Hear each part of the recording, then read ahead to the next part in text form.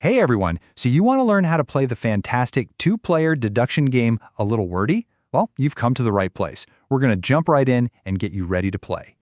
You gotta love a game whose own rulebook tells you not to read the rules. The creators get it. Sometimes reading rules is a total drag. That's why we're here, to give you the fast and fun version. Okay, so first things first. Every great game needs a mission, right? So what's the goal here? Now listen up, because this is the most important part. It's not just about guessing your opponent's word. The real goal, the thing you have to keep your eye on, is finishing the game with more of these things called berry tokens. That's how you win.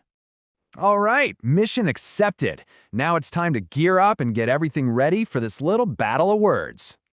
The setup is super quick. First, you'll lay out 4 vanilla and 4 spicy clue cards. Then, you each grab your letters, 4 vowels and 7 consonants.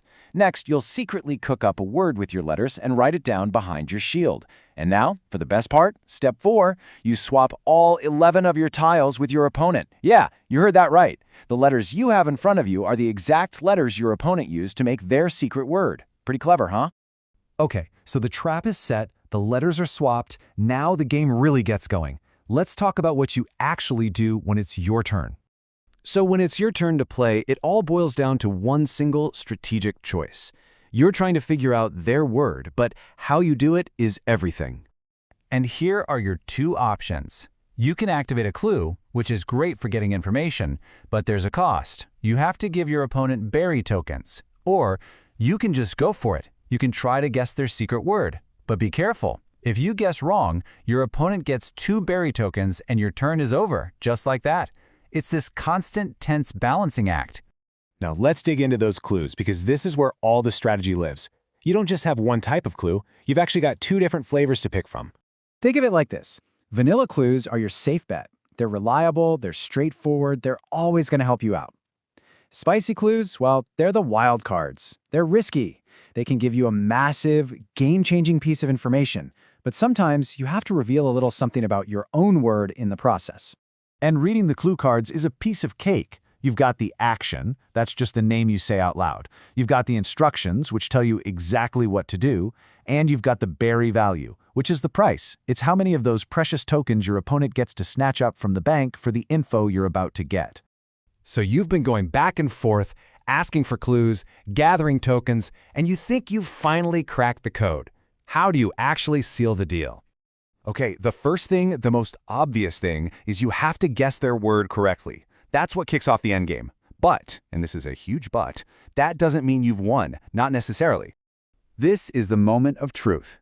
You say your guess, you spell it out, and your opponent nods, you got it. So what happens now? Well, it all comes down to those little berry tokens. Now, pay close attention, because this is what makes this game so unbelievably clever. If you guess their word and you have more berry tokens than they do, boom, you win. Instantly. Game over. But if you have fewer tokens, or even the same number, the game isn't over. Your opponent just keeps playing, taking their turns, trying to guess your word. It creates these incredibly nail-biting final moments. And in that super rare case where you both figure it out and the token count is exactly tied, it's tiebreaker time. Things get frantic as you both race to make a new 4-letter word from your tiles. First one to do it wins it all. And that's it. The goal, the setup, your turn, the clues, and how to win.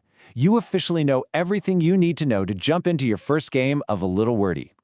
So the only question I have for you is, what kind of secret word are you going to choose? Are you going with something long and complicated that's hard to guess? Or maybe something short and sweet, so your opponent gets fewer berry tokens when they ask for clues? Well, that's all part of the fun. Happy word building!